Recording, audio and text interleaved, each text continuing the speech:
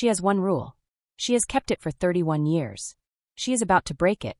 He stopped at her door on her second morning. He looked at the room before he looked at her. And then he looked at her. She could not read his face. This had never happened before. He came back. Not because he needed to. Because she said something in a corridor, and he rearranged his morning schedule without making it a conversation. And she noticed, and she told herself she wasn't going to keep noticing. She kept noticing. The building has a policy. She signed it. The rule is older than the policy. She built it around her heart at age 9 and called it protection, and has never once questioned it. Until a man with a face she cannot read sat across from her at 2100 in an empty medical bay, and said her name, and something she had been managing for 24 days stopped being manageable. Welcome to K-Drama Afro Tales. This is the wrong side of the glass. A surgeon, a soldier, a building in Seoul, and the one rule that was never supposed to bend. Let's go. 8 months ago, she made a decision. The patient was a 34-year-old man with a traumatic chest injury, blunt force, significant internal damage, the kind of case that moved fast and required faster. She assessed, she decided, she operated. The decision she made was the correct one given the information available at the time of the operation. She knew it was correct because she reviewed it afterward with the specific rigor she applied to all difficult outcomes, going through every variable, every alternative, every branch point where a different choice might have produced a different result. The review produced the same conclusion each time. The decision was correct. The outcome was wrong. The patient died not because of the decision she made, but because of the physiological reality that was already in motion before she entered the operating theater. This happens. This is medicine. This is the terrible covenant of the work.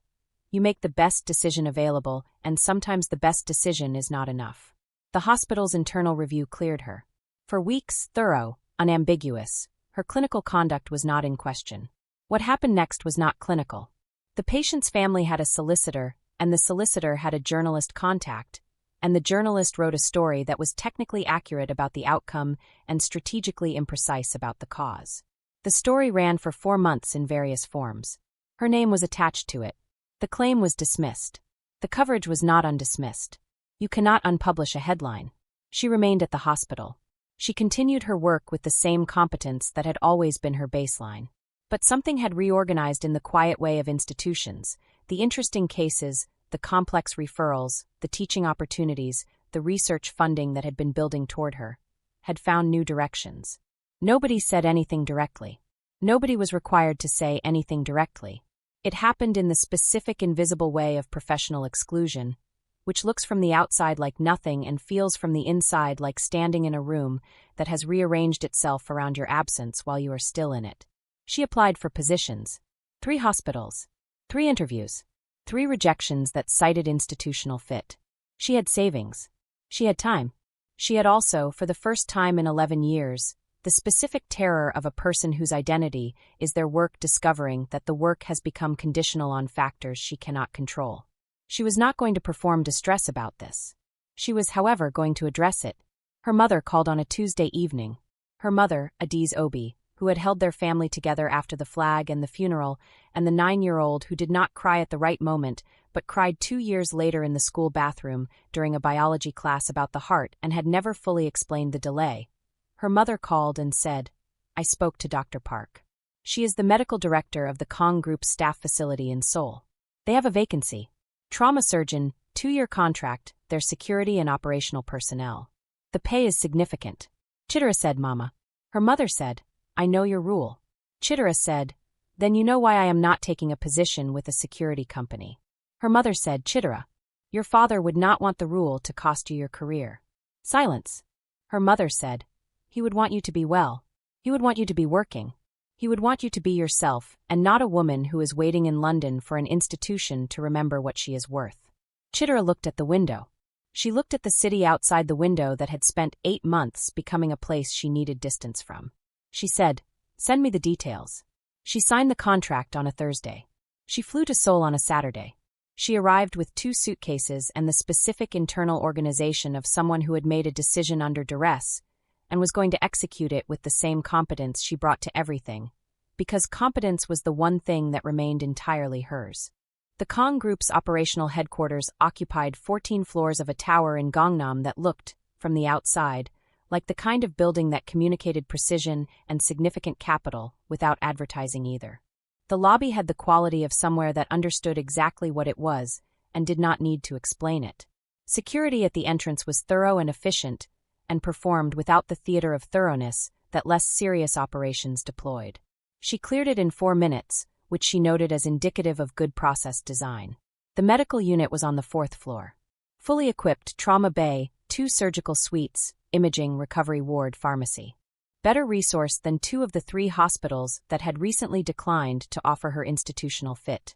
She stood in the trauma bay on her first morning and thought, "This is real work. This is what I came for." She could do this work. She was going to do this work for 2 years, and then she was going to return to London or go somewhere else that had use for what she was, and she was not going to think about anything except the work. The company policy on staff relationships was in the contract she had signed, and she had read the contract thoroughly. Medical staff were prohibited from personal relationships with the operational and security personnel they served. The rationale was clear and professionally sound. Clinical objectivity required that the surgeon treating a unit member not have a personal investment in that unit member's commander. She understood the rationale. She had agreed to the policy. It was fine. It was a non-issue. She had a 31-year rule about soldiers that predated any contractual obligation and was more than sufficient to ensure compliance. Dr. Park, the medical director, gave her the facility orientation on her first morning. Dr. Park was 52, Korean, with the quality of someone who had been managing medical facilities in high-intensity environments for a long time and had developed, in the process, an extremely accurate ability to assess new colleagues within the first hour. She assessed Chidera within the first 30 minutes and said, with the directness Chidera immediately respected, "You are more qualified than this position requires." Chidera said, "The position is what is available." Dr. Park said, "Yes." She said it without softening and without apology, which Chidera found more respectful than either alternative would have been. Dr. Park said, "The operational units are on floors 6 and 7. Their commander is Captain Nam Hyeonwoo. You will interact with his unit regularly, injuries, wellness checks, pre-deployment assessments." She said, "I understand." Dr. Park said, "Captain Nam is professional and direct. He has been with the company for 2 years. Before that, Special Forces, 12 years. Chidera said, "I understand." Dr. Park looked at her for a moment with the assessment quality that had not turned off. She said, "The policy on staff relationships is taken seriously here." Chidera looked at her steadily. She said, "I read the contract." Dr. Park said, "Good." She said it in the tone of someone who had found it necessary to say this before, and who was not entirely certain it would be sufficient. Chidera went back to the trauma bay. She organized the supply inventory. She reviewed the personnel files for the operational units, medical histories, injury records, blood types. She read the file for Nam Hyeonwoo, 36 years old, born Yeosu, South Jeolla Province. 12 years Korean Special Forces. 2 years Kong Group. Medical history notable for 2 healed fractures, 1 surgical repair of a shoulder injury 4 years ago, and a notation from the previous medical officer that read, in the careful language of someone writing something true without being able to write it directly. Sleep disturbance, ongoing, possibly stress-related. Recommend monitoring. She read this and read the next file. She was not going to think about the sleep disturbance. She had work to do. The note in his file said sleep disturbance, ongoing, possibly stress-related, recommend monitoring. What the note did not say, because medical notes did not say such things directly, was, "This man has been awake since a decision he made 8 months ago, and the decision was correct, and the outcome was wrong, and he is treating the wakefulness as the appropriate response to the gap between those 2 things." Nam Hyeonwoo had been a Special Forces commander for 12 years. In those 12 years, he had made thousands of decisions under conditions that did not permit the luxury of certainty. He had been good at this, good in the specific way of someone for whom assessment and commitment were not separate processes, but one continuous motion, so that from the outside his decisions looked fast, but were in fact the product of a mind that had been preparing for the decision long before the situation arrived. His unit called him the Wall, not because he was cold, because he was sealed, because things did not penetrate in a way that slowed him down. He had believed, for 12 years, that this was correct. 8 months ago, in the course of an operation that had developed differently from the intelligence picture, he had made a decision. The decision was correct. He knew it was correct because he had reviewed it 412 times. He had counted to 412 and then stopped counting because the counting was becoming its own problem, and every review produced the same result. Given the information available, given the constraints, the decision was the only defensible one. 3 men died in the execution of it. 1 was evacuated. 2 were not recoverable. He wrote the reports. He attended the funerals. He spoke to the families with the full honesty of someone who would not dress a correct decision in comfortable language. He told them that their sons died as the result of a correctly made decision in a situation that had developed beyond the available intelligence, and that in the same circumstances he would make the same decision again. He told them this because it was true and because he believed that the families deserved truth rather than the more palatable version of it. He did not know whether they found it useful. He did not sleep that night. He had not slept more than 3 hours consecutively in the 8 months since. He left the military at the end of his contract, not because of the operation, because 12 years was what he had committed to and 12 years was complete, and took the position with the Kong Group because the work was the same work, and the work was the only thing that felt like a continuous thread from the person he had been before the decision to the person he was now. He was good at his job. He was thorough and precise, and his unit trusted him with the specific trust that comes not from warmth, but from proof. He had been at the Kong Group for 2 years. He had not addressed the sleep. He had been meaning to address the sleep for 8 months, and the meaning to had not produced the addressing. He did not know, on the Tuesday morning in October when he walked past the open medical bay door and saw the new surgeon standing at the equipment inventory with the specific quality of someone who was learning a new space with complete attention, that she was going to be the problem that made the 8 months into something he finally had to name. She saw him on her second morning. She was in the medical bay at 0700 reviewing the day's scheduled assessments. 3 unit members for routine wellness checks. 1 for a follow-up on a hand injury that had been treated by the previous medical officer and needed monitoring. She heard footsteps in the corridor outside and looked up because the footstep pattern was distinct in the way that she had learned, in 11 years of hospital work, to distinguish between categories of movement: administrative, clinical, emergency, and, this one, the pattern of someone moving through a space they were entirely certain of, with the economy of someone for whom the corridor was not a path between places, but an operational environment being continuously assessed. He stopped at the open bay door. He looked in. Not at her first, at the bay itself, the way she had noticed some people looked at medical spaces, registering the layout, the equipment positions, the access points. Then he looked at her. He was tall, with the build that 12 years of the work his file described would produce. Not ostentatious, simply the body of someone who had been required to carry things for long distances and had organized itself accordingly. A face that was arranged rather than open, in the way of someone who had learned to manage what the face communicated. She could not read it fully. This registered as information because she could read most faces fully. She was good at faces. His was the first one in a long time that required more than a single assessment pass. He said, "Dr. Obi." Not a question, confirmation. She said, "Yes. Captain Nam." He said, "Welcome to the facility." She said, "Thank you." He said, "I have 3 unit members scheduled with you this morning." She said, "I have reviewed their files." He said, Sergeant Cha's hand, the previous assessment noted nerve involvement. "I would like your view on whether the current recovery trajectory is appropriate." She said, "I will conduct a full neurological assessment and provide a written opinion." He said, "Thank you." He nodded, brief, professional, and left. She looked at the space where he had been standing for 1 moment. She went back to the assessments. She thought about the face she could not read fully. She told herself this was professional interest in a patient's commander, and not anything else.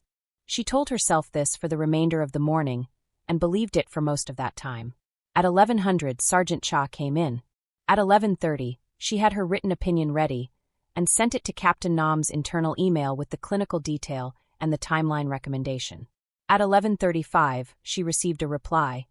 3 sentences, specific questions about the neurological findings, precise and technically informed for someone who was not a medical professional. She answered the questions. He replied with a single line, "Understood, thank you."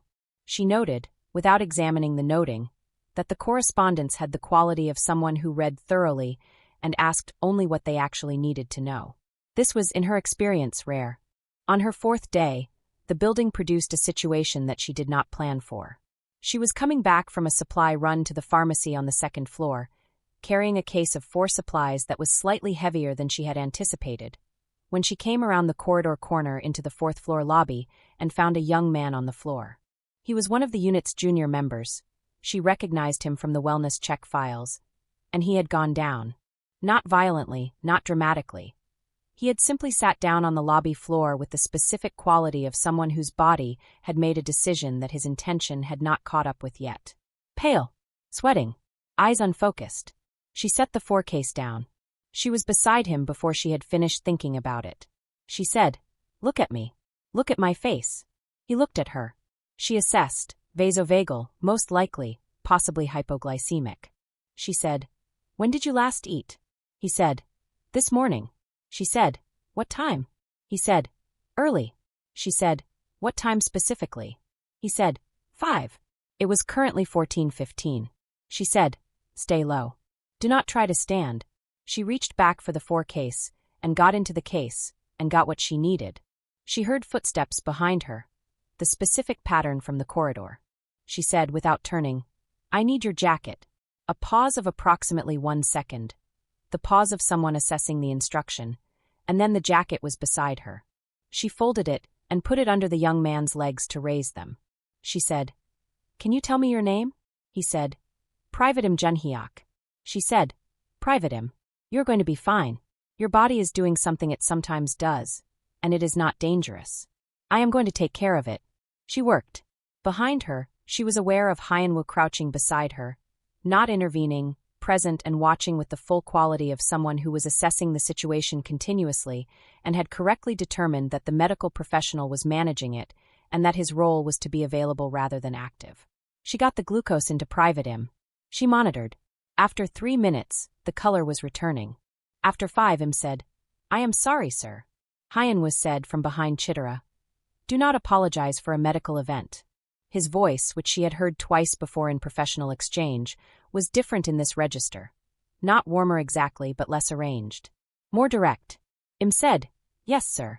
Chidera said, "Private Im, I want you in the medical bay for an hour for monitoring. Can you walk or do you need assistance?" He said he could walk. She helped him up. She looked at Hyeonwoo for the first time since the corridor. He was looking at her with the assessment quality that she was beginning to recognize, not the first pass assessment, the returning to something already noted quality.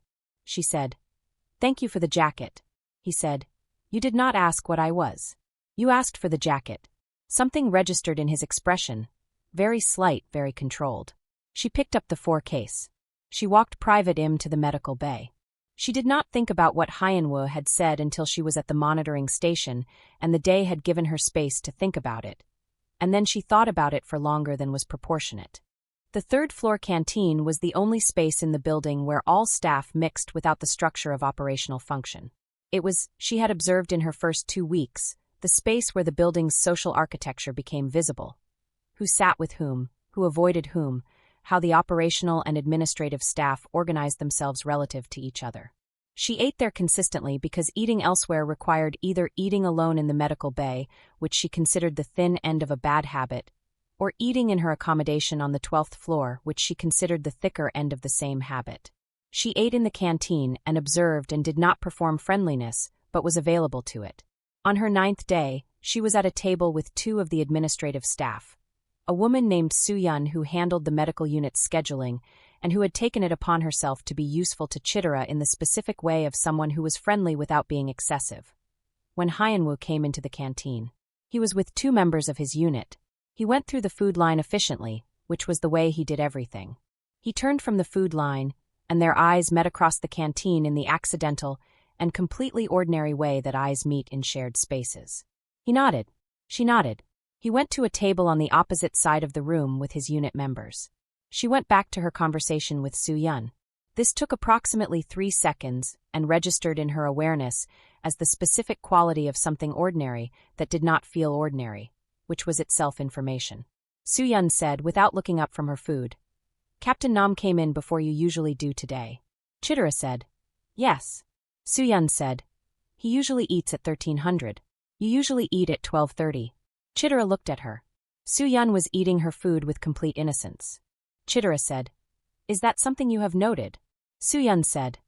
I schedule the medical bay. I notice patterns. Chidera said. Soo-yeon. Soo-yeon said. I am not saying anything. I am describing my professional awareness of scheduling patterns. Chidera looked at her food. She said. The policy on staff relationships is very clear. Soo-yeon said. Yes. She said. It is also not enforced in situations where two people have lunch in the same canteen at different tables. Chidera said. We are done discussing this. Soo-yeon said. Of course. She picked up her water. She said. He has been here for 2 years and has lunch at 1,300 every day. He has been having it at 12:30 for the past week. She drank her water. She said nothing further. Chidera did not look at the table on the opposite side of the canteen. She thought about the scheduling of lunches for the rest of the afternoon and told herself she was not going to check what time she had been arriving at the canteen before she started having lunch with Soo-yeon. She was arriving at 12:30. She had always arrived at 12:30. She started using the building's gym at 0500 because she could not sleep past 0445 in the accommodation, which was well appointed and quiet, and bore no resemblance to the flat in London that she had lived in for 6 years and missed with a specificity that surprised her.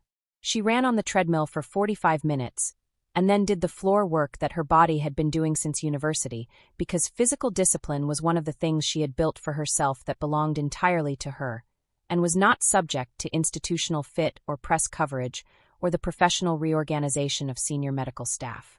On her 11th day, she arrived at 0500, and he was already there. He was on the weights, not performing the weights, working through a program with the focused economy of someone who had been doing this for a long time and had stopped needing to think about it. He looked up when she came in. He said, "Good morning, doctor." She said, "Good morning, Captain." She went to the treadmill. He went back to the weights. They were in the same space for 45 minutes without speaking further, and without the silence being uncomfortable, which was itself something she noted because silence in shared spaces required either a relationship or a very specific quality of mutual respect for it to be comfortable rather than awkward. And she and Hyeonwoo had 11 days of professional interaction and no relationship, and the silence was comfortable. She ran. He finished his program and moved to the floor work. She finished her run and moved to the floor work. They were on adjacent sections of the floor mat for 20 minutes in a silence that was, she thought, the most honest thing that had happened to her since she arrived in Seoul, because it required nothing of her except to be herself doing the thing she was doing, and it was fine. He stood when he finished and picked up his water. He said, "You have been in the building for 11 days. She said, "Yes." He said, "How is it?" Not a social question. A real one. She considered giving the professional answer. She gave the real one. The work is good. The rest of it is adjustment. He said, "Seoul or the building?" She said, "Both." He said, "Seoul becomes readable after about 3 months." She said, "Were you adjustment when you arrived?" He looked at her with the quality she had been cataloging, the returning to something already noted quality. He said, "Yes." She said, "What helped?" He said, "The work. And this." He gestured slightly at the gym. She said, "At 0500. He said, "The building is different at 0500. She said, "Yes." She understood this. The building at 0500 had the quality of a space that had not yet put on its professional face for the day. She liked it for the same reason she liked Equiolobia at dawn. It was the thing before the performance of the thing. He picked up his bag. He said, "If the 0500 slot works for your schedule, I can adjust mine." She looked at him. He said, "Or not. I have flexibility." She said, "I come every morning." He said, "Then I will come at 0530. He left. She stood in the empty gym and thought about a man who had rearranged his morning schedule so that she would have the space to herself because she had said she was still adjusting, and thought about it with the full attention of someone who was done pretending it was ordinary. She found out about the 3 men on her 14th day, and she found out from him. This was not planned. Neither of them had planned the night that produced it. She had been in the medical bay until 2100 managing a post-operative case that had developed a complication. Not critical, resolved, but the resolution required her presence and concentration past normal hours. She was writing the case notes at the bay's central station when she became aware that she was not alone. He was in the corridor outside the open bay door. She could see him in her peripheral vision. He was not doing anything except being in the corridor, which was not unusual at 2100 except that the operational units were not usually on the fourth floor, at 2100, unless there was a medical reason, and there was no medical reason she had been made aware of. She said, "Captain Nam." He looked in. She said, "Are you looking for something specific or are you in the corridor?" He was quiet for a moment. He came into the bay. He sat in the chair beside the central station. The chair that was there for exactly this, for the family member or the unit leader who needed to be in the room without being in the way. He said, "I apologize for the interruption." She said, "You are not interrupting. I am writing notes." She went back to the notes. He was quiet in the way she had identified, not the quiet of someone who had nothing to say, but the quiet of someone sitting with something they were deciding whether to say. She waited. After a moment he said, "There is a notation in my medical file." She said, "Sleep disturbance ongoing." "Yes," he said. "The previous medical officer recommended monitoring." She said, "Yes," he said. "And your view?" She looked at him. She said, "My view is that it is significant, that it has been ongoing for a period that suggests it is not a transient stress response, and that the word monitoring in a medical note usually means, I have observed something I do not have the full information to address." He looked at the bay equipment. He said, 8 months ago I made a decision. In an operation. The decision was correct. 3 men died. She set down her pen. She said nothing, because the correct response to this sentence was space rather than speech. He said, "I have reviewed it 412 times. Each review produces the same result. Correct decision. Wrong outcome." She said, "Yes." He said, "I wrote the reports. I spoke to the families." She said, "Yes." He said, "And I have not slept more than 3 hours at a time since." She looked at him. He was not performing the telling. He was telling it with the specific flatness of someone who had been carrying something at operational density for 8 months and had just set it on the table and was watching to see how it was received. She said, "You said correct decision, wrong outcome." He said, "Yes." She said, "I understand that from the inside." He looked at her. She said, 8 months ago I operated on a patient who died. The decision I made was the correct decision given the available information. The outcome was wrong. My hospital's review cleared me. What followed was not a clinical problem." He said, "The press coverage."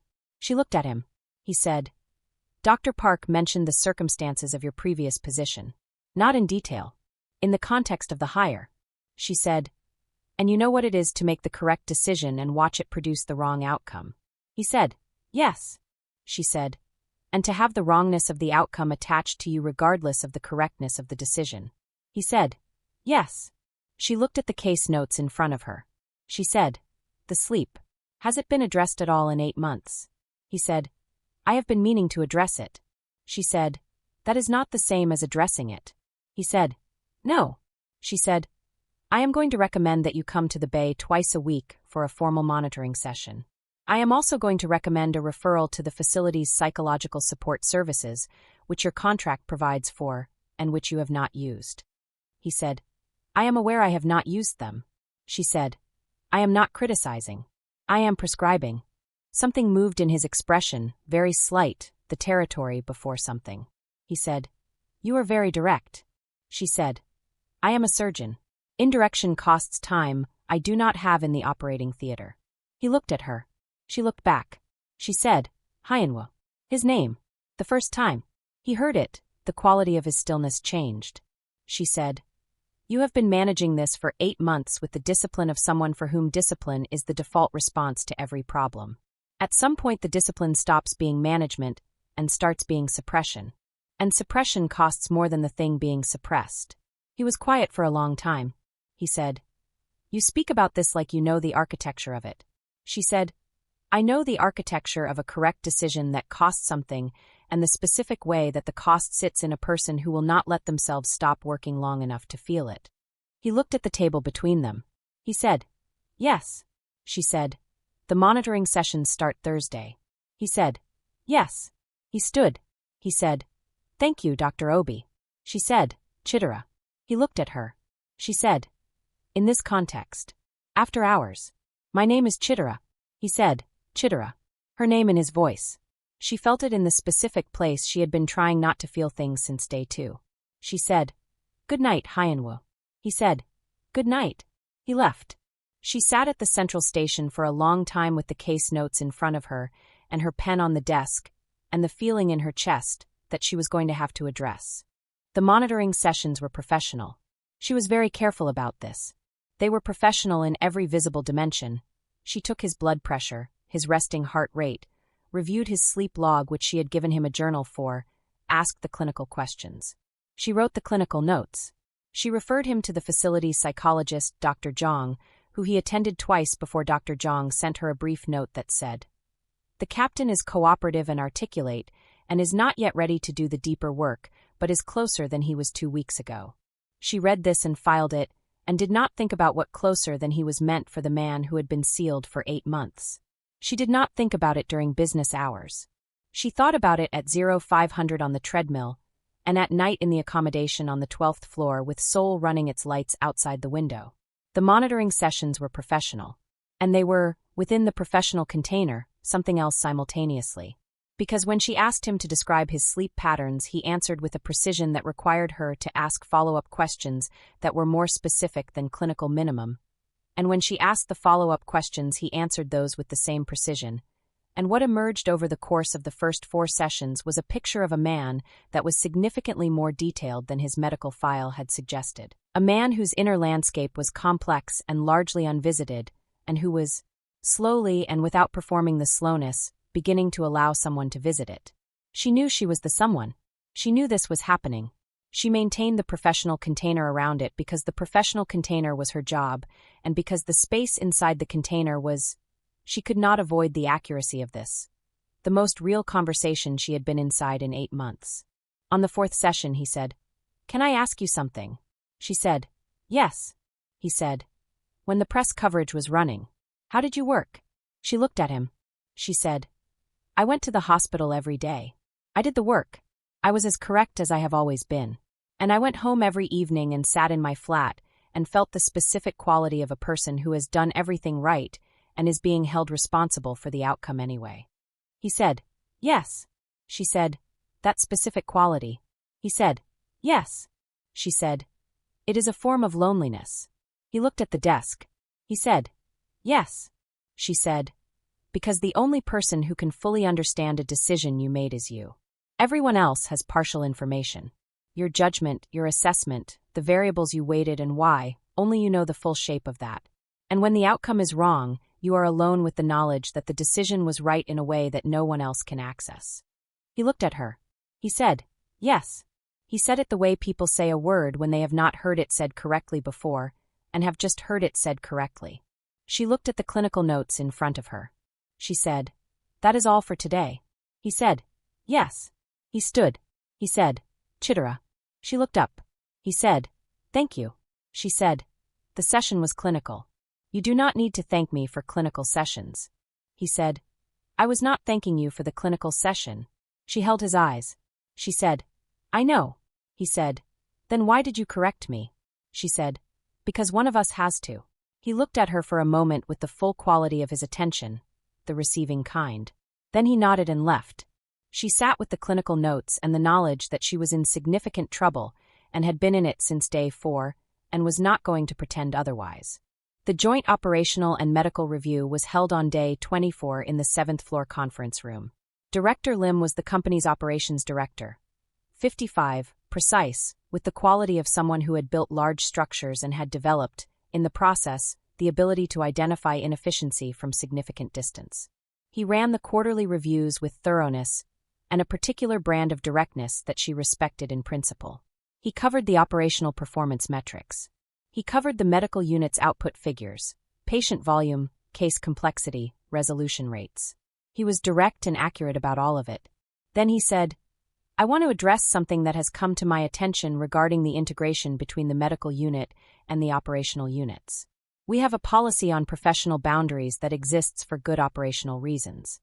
I want to ensure that all parties understand the policy is not optional and that appearances matter as much as conduct in this environment."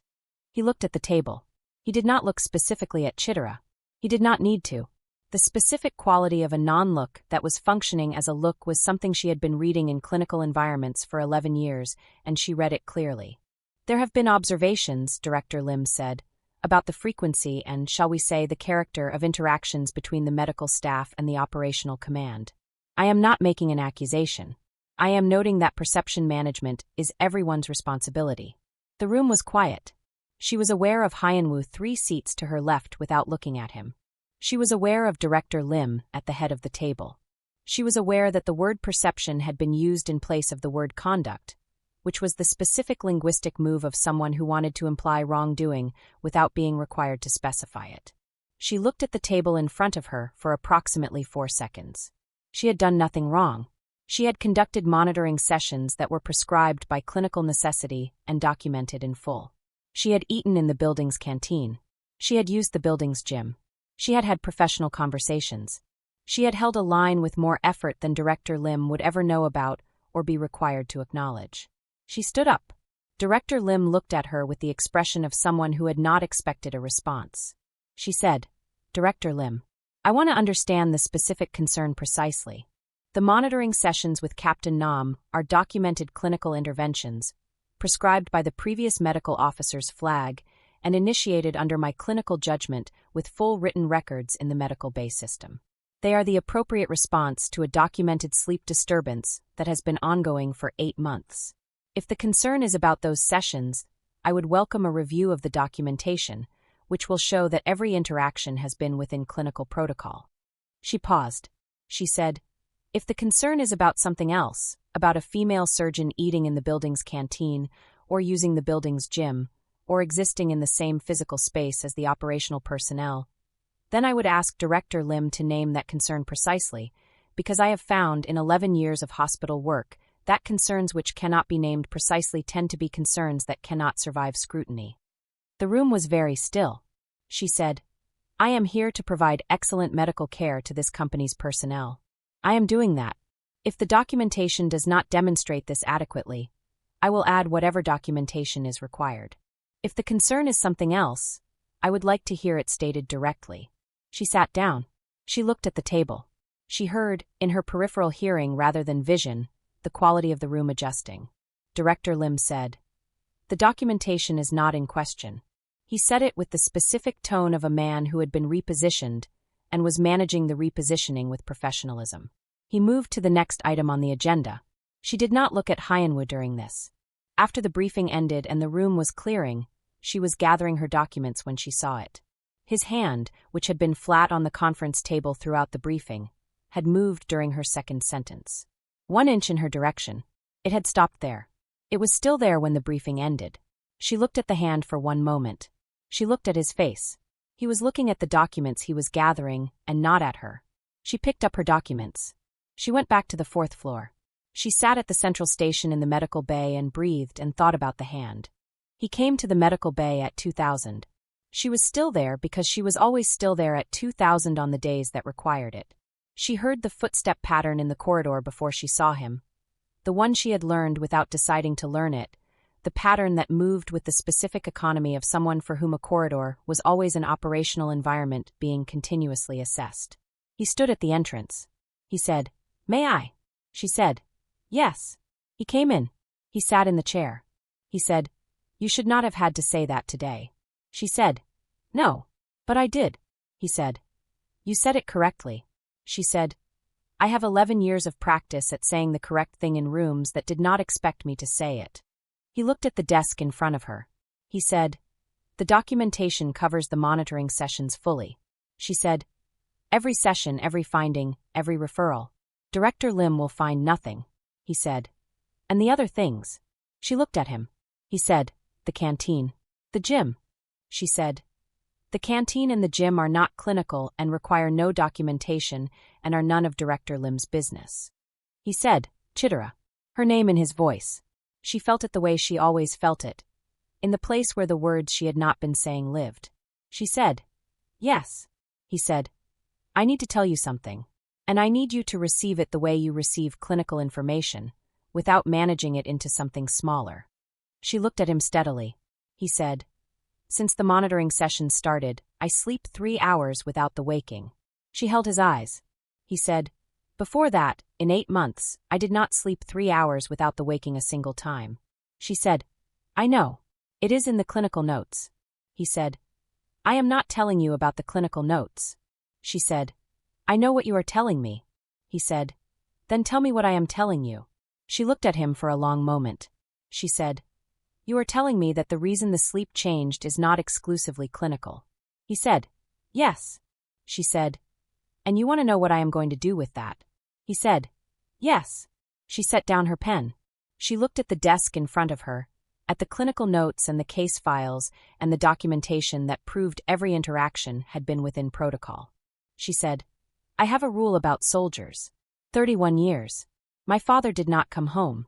I watched my mother hold the folded flag when I was 9 years old, and I decided in that moment I would never be her in that moment." He was very still. She said, "That rule is the reason I am still sitting on this side of the desk. Not the company policy.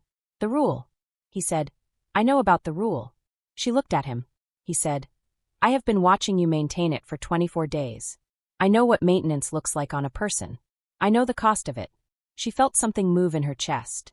Not painfully, with the precision of something accurate arriving. She said, "The rule is the hardest it has been in 31 years. He said nothing. He waited. She said, "I do not want it anymore." His breath changed, very slightly, the fraction of adjustment that was his version of a visible response. She stood up from the desk. She came around it and stood in front of him. Not performing this.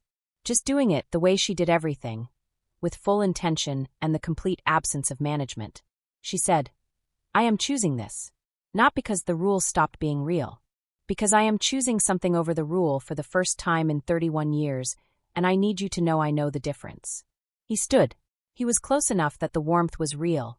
The specific warmth she had been noting since the gym at 0500 and the corridor and the conference table, always present, always noted, never acted on until this moment.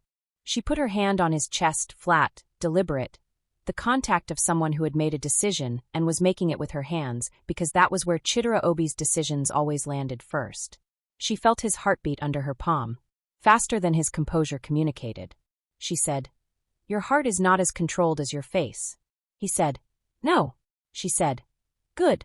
He put his hands on her face, both of them careful and certain, the way she had watched his hands do everything in 24 days, with the steadiness of someone who is fully present in the thing he is doing. His thumb at her jaw, learning the angle of it. She felt it in her throat, in the place where the words she had not been saying had been living since day 4 when he handed her his jacket in 1 second flat. He looked at her, the full quality of his attention, the receiving kind, not assessing, receiving, and said her name once very quietly. "Chidera." She said, "Yes." She leaned up and kissed him. Not the tentative kind. The decided kind. The kind that has been building for 24 days and is not performing the certainty because the certainty is real. She kissed him with everything she had been managing and calling professional and putting on the other side of the rule, and felt his hands slide from her face into her hair, and felt him kiss her back with the specific urgency of someone who has been sealed for 8 months and has just been given permission by the right person to open. His arms came around her and she felt the full warmth of him. The warmth she had noted since the first morning, now entirely against her, and said his name once more against his mouth before words became insufficient for what was being said. He walked her backward until the desk was behind her and stopped, his hands finding her waist, not rushing, not performing patience either, just present in the specific way he was present in everything, with the full attention of a man who had decided and was not going to be anywhere except where he was. She felt his heartbeat against her sternum, still faster than his face would have communicated. She pressed her palm flat against his chest and felt the speed of it. She said very quietly, "You are not as controlled as you seem," he said against her hair. "You are the only person in 24 days who has made that true." She pulled back just enough to look at him. His face in the low light of the medical bay was the face she had been reading for 24 days. The arranged face, the sealed face. And it was neither of those things right now. It was his face, the one from underneath. She had been waiting to see it, and had not known she was waiting. She said, "Don't seal it again." He said, "I won't." He kissed her again, and this time neither of them maintained anything. The medical bay at night, Seoul running its lights through the window. This part belongs to them. What can be said? He was careful the way he was careful about everything that mattered, with the full attention and complete steadiness she had known since the corridor on day 4. What can be said? She was not afraid. She had been afraid of one thing for 31 years, and it was not this. It was not him, warm and present and saying her name like it was the word he had been building toward. What can be said? Somewhere around the hour that Seoul's lights began their pre-dawn shift from neon to the specific gray-blue of the city coming back to itself, she said his name in the way that names become more than syllables, and he said hers back, mine, my Chidera, and the saying of it was the most honest thing either of them had done since a decision made 8 months ago that they had each been living with separately. What can be said? The morning came. She was in the accommodation on the 12th floor when it came, but she had not been there all night, and the difference between those two things was everything. She found out on day 27. Not about the choosing. She knew about the choosing. She found out about Private John Soo-hyun. Dr. Park called her into her office in the morning and showed her a transfer file. A former unit member applying to rejoin the Kong Group's operational staff after a period of recovery. She looked at the name. She looked at the date of the injury. She looked at the facility. The breath left her body in the specific way of recognition arriving before comprehension. She said, "This is one of the 3 men." Dr. Park said, "Yes." She said, "He was operated on 8 months ago." Dr. Park said, "Yes." She said, "I was at that facility. Locum trauma work between London and the Seoul position." Dr. Park looked at her. She said, "I need to see the case record." Dr. Park showed it. She looked at the date, the case type, the surgical notes. She recognized her own handwriting in the summary. She had operated on Private John Soo-hyun. Survivable injury treated correctly. Discharged. She had not known whose unit he was from. She had not known about the operation. She had moved to the next case. She said, "Does Captain Nam know one of the 3 survived?" Dr. Park said, "He knows Private John was evacuated. He does not know the full outcome." She said, "How is that possible?" Dr. Park said, "The casualty records were processed through a different administrative channel. The recovery occurred across 3 facilities. The information was never consolidated into a single record that reached him." She looked at the file. She thought about a man who had been awake for 8 months carrying 3 names, one of which had been alive and recovering the entire time. She said, "I need to tell him today." Dr. Park said, "Yes. I thought you should." She found him at 1400 in the 6th floor operations room. She asked if they could speak privately. He took her to a side room, 2 chairs, a window, the Gangnam afternoon outside. She sat. He sat. She said, "8 months ago. One of the 3 men. Private John Soo-hyun. He went very still." She said, "He was evacuated. He survived the evacuation. He survived the treatment. He recovered fully. He is applying to rejoin the Kong Group's operational staff and arrives next week for his assessment." She watched him receive it. His face did not change dramatically. It changed in the real way. Something in his jaw, something in the quality of his stillness shifting by the smallest degree. He said, "He survived." She said, "Yes." He said, "He is going to walk into this building." She said, "Yes." She said, "There is more." He looked at her. She said, "The facility where he was treated. I was conducting locum work there during the period following my departure from London. I operated on Private John Soo-hyun. I did not know whose unit he was from. I knew him as a case, a survivable injury treated correctly. I moved to the next case." He looked at her for a long time. She held his eyes. He said, "You?" She said, "Yes. Before I came to Seoul. The same 8 months." He looked at the window. He looked at Seoul in the afternoon. He said, "3 names." She said, "2." He tried the weight of it. 2. She said, "It does not change the other 2. It does not undo the decision or the outcome for those families. But you have been carrying 3 names for 8 months, and one of them is here. One of them is alive. And the hands that held him through the surgery," she stopped. He finished it, "are the same hands." She said, "Yes." He put his hand on the desk between them. She looked at it. She put her hand over his. She said, "2 names." He turned his hand over and held hers. He said, "2 names." They sat in the side room with the afternoon outside the window and his hand holding hers. Not the edge, the full hold, the kind that has moved past the almost. And she felt the specific quality of 8 months of operational density beginning to redistribute itself in him. the way weight redistributes when you have been carrying something in one configuration for too long and someone shows you a different way to carry it. She said nothing. She held his hand and let the fact be what it was. His breathing slowed. After a long time he said very quietly, "Chidera." She said, "Yes." He said, "Thank you." She said, "Don't thank me. The surgery was 8 months ago. I did not know. I just happened to be the hands." He said, "You were the hands then. You are here now. Those two things are not separate." She looked at their joined hands on the desk. She said, "No, they are not." On day 29, Private John Soo-hyun arrived early for his assessment. He was 26 years old and walked into the medical bay with the quality of someone who had been through the thing and come back.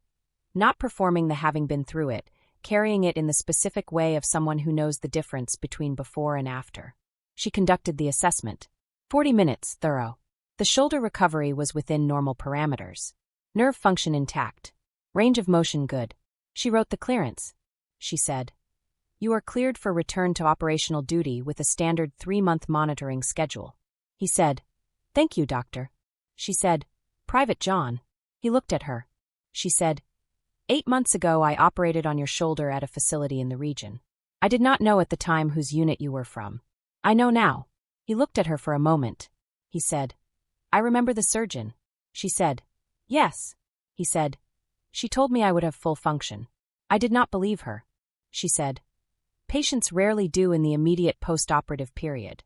He said, "She was right." She said, "I usually am." Something moved in his face. The nearest thing to a smile that a 26-year-old who had been through the thing was currently producing. He said, "Is Captain Nam on 6? She said, "Yes." He said, "I'll go up." She said, "Yes." He left. She stood in the medical bay after he left and thought about what it meant to be the hands at both ends of the same 8 months. She had not chosen to be the hands. She had been the hands because she was a surgeon and he was a case, and the case was survivable, and she treated it correctly. And then she had come to Seoul and met the man whose decision had preceded the case, and had been his medical officer for 27 days, and had chosen this. She had not planned any of it. Some things did not need to be planned to be right. She knew this about surgery. She was learning it about other things. Day 29. Late. After John has gone up to 6 and the building has done its evening shift change, and the medical bay has processed the day, and is in the specific quiet of a space that has finished its work. She is at the central station updating the final case notes. She hears the footstep pattern in the corridor. She does not look up immediately. She waits 1 beat, not performing the not looking, just finishing the sentence she is writing, because she is Chidera and she finishes sentences. Then she looks up. He is in the doorway. He is not in his operational jacket. He has been on 6 with Private John Soo-hyun for the past hour, and he has the quality of someone who has put something down and is standing in the specific space that opening creates. Not empty, different. More room than before. He looks at her, and she looks at him, and neither of them says anything for a moment, because after 29 days they have developed the language that does not require it. He comes in. He goes to the small alcove off the central station. The one with the coffee machine that she claimed on day 3 because it was on the medical unit's supply account and therefore hers. And he makes 2 cups. He knows how she takes it. He has known since the second monitoring session when she made coffee during the session, and he watched how she made it with the full attention he brought to everything. He sets hers on the desk to her left. He sits in the chair with his. She goes back to the case notes. He sits with his coffee and the quiet of the bay around them and the Seoul night running its lights through the window. She finishes the notes. She closes the file.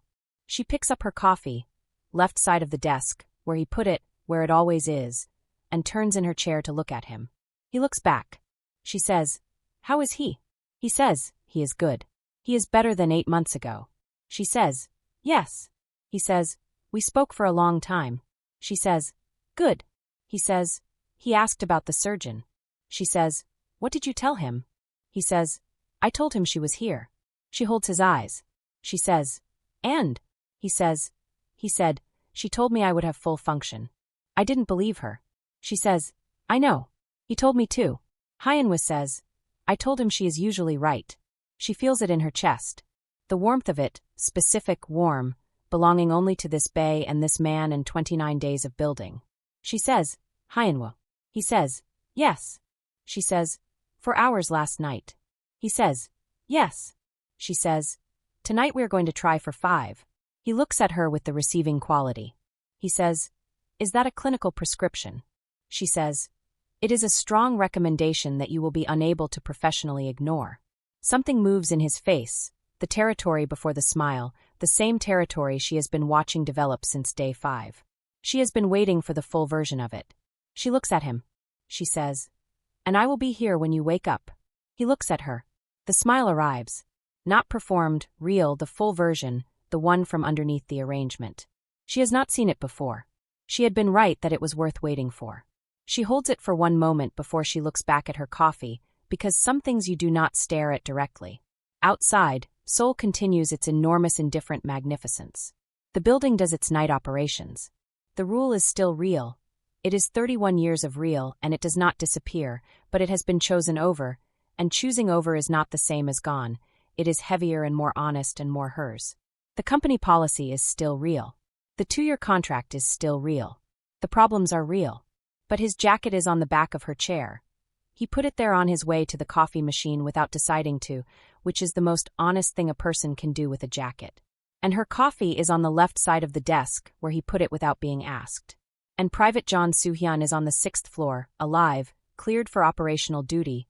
The case treated correctly 8 months ago by the hands that are now holding a coffee cup on the left side of a desk in a medical bay in Gangnam, while the man who carried his name walks back from the alcove and sits in the chair that has been his chair since day 4.